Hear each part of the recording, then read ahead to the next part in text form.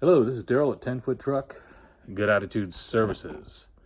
And I want to talk about something that happened to me on a junk removal job regarding appliances. Now, most appliances you can recycle. Like I've taken, washers, dryers, and that kind of thing. You can take that to metal recycling, or you can take it to the dump, and it's just charged with a weight at the dump or the transfer station. And if you take it to the metal yard, of course, they may, depending on how many you have, they may pay you. I never have done any refrigerators removals in this area that I live in now, and I got a call for to do was a two refrigerators, or a small one and then two large size refrigerators, or regular size, and the payout was pretty good. I mean, it wasn't. I'm not exactly sure how. I haven't really come up to an exact price on refrigerators because I never had done them before. I've basically just done other type of removal jobs. I wanted to try it out just to see, because I didn't know exactly what the fees were at this transfer station that I go to. I thought it was $20 per refrigerator that they would charge a fee, and that was it. But when I got there, I found out that that's not the way it works. I found out that they actually charge $20 per refrigerator or freezer. Those are classified as refrigerator or freezer. They're going to charge you $20 on each one of those. And then they also charge you the weight. And I didn't know that they also charge the weight of the load. I thought it was just you just dump the refrigerator and charge $20 a piece. Well, nope, they charge you on the weight too. And I happen to have a very heavy freezer in there, so the weight was pretty high, and I ended up paying the standard tonnage fee is $114 where I live per ton, and there's a minimum charge. But I ended up paying. Well, let's see here. It's hard to see. It's kind of dark, but around $89 I paid for taking that to the transfer station. Of course, the amount I charged for the fee for the job, I ended up making a little bit of money. I think after the gas and after the fees on the at the transfer station, I probably ended up making like $42 or something.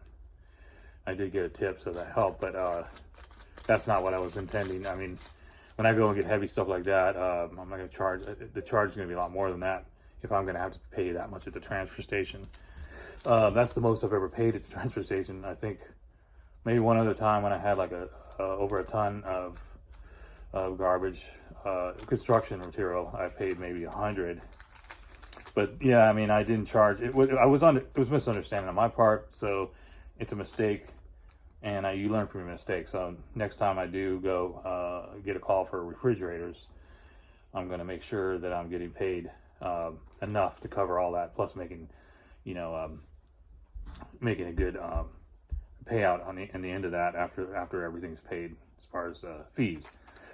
So I think I'm going to start charging $80 per refrigerator, and that's still a good deal. And if it's going to be multiple refrigerators, depending on the weight of them, if they're how big they are, I may go 80, 50, and then the other refrigerator is 50 for each one of those. So I haven't worked it out yet, but I can't go any lower than $80 if they're going to charge me $20 and the weight. It just doesn't make sense to me. So that's what I'm gonna try for now. It may go up. It may, it may be 100. I don't know. I haven't figured that one out yet. But I don't get a lot of calls for refrigerators, so it's something that I had to do just to learn. And like any of these jobs, these hauling jobs, you're gonna, you have to factor in all those costs and before you do your fees. And I have different fees for each service I do, because I do have hourly for labor, and then I have a piecework, which is per item. That's piecework, and I have per volume, which is the volume of the truck. And of course, I do all those three services because I do moving, labor, moving, delivery, furniture delivery, and hauling and junk removal. And of course, the hauling and junk removal is going to be the best payouts. I'm sure most people know that because the fact that you're charging per volume, so it's not going to take the time. You're not getting hourly. And I don't mind doing hourly work too, but I always know that hourly is going to be a little bit less than the volume charges. But I think each service has to be charged differently, and you have to look at the market value in your area. Like when I look at the market value for my labor and hourly, I have to factor in what other people and other companies are charging for that labor. And when the volume, I also have to look at the companies around here charging and how much the volume, and then figure out what I'm going to charge to be competitive. But yeah, the hauling is going to, the junk removal is going to be, per volume is going to be the most money you're going to make on those jobs. You're going to make, in my experience, you end up making more money per hour if you cut it down to hours, but you're just doing it per volume. But it may not take you, it's not going to take you as long as a labor job where you're charging per hour. So you're going to end up making more overall per hour doing the junk removal. But the reason why I have all these 3 services, because then I don't have to have slow times. Because like now, this month, and it's been my experience for the last few years, is that around this time of year, I'm getting a lot more moving jobs.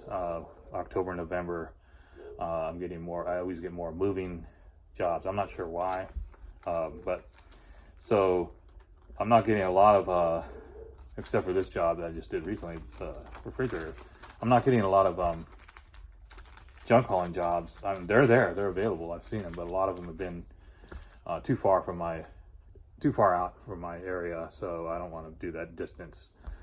But I'm getting a lot of calls on move. I'm doing another moving job coming up soon here, and I did one just recently, so they're coming in on a regular basis. So, and then the hauling of furniture delivery, that's the least amount of calls I get are for picking up furniture at stores and picking up furniture like for Craigslist buyouts. I don't get as many here than I used to. In my other area I worked, I would get more of those, and less junk removal and more moving. So, but yeah, factoring in all that, like for the junk removal, I'm still learning on that. I'm still learning, about the different fees and how, and the costs and the weights. And you run into things like construction hauling. Construction material is very heavy, and I did some of those, and I didn't realize the weight was going to be that heavy, and it turned out to be a lot more weight, so I didn't charge enough. So you'll learn that certain types of junk removal jobs you have to charge more because the items are much more dense and they weigh more, like construction material, as opposed to cardboard and regular household good items.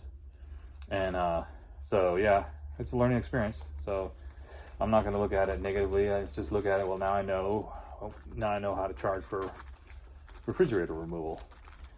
And I'm also going to look into see, because I used to have in my old city, in my area I used to live in before here, I used to have a guy that would pick up all the appliances for free.